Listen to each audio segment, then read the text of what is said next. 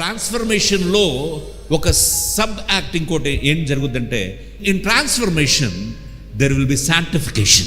హల్లెలూయా. నువ్వు ఆ పరివర్తన చెందే క్రమంలో పరిశుద్ధపరచబడుతూ ఉంటావు.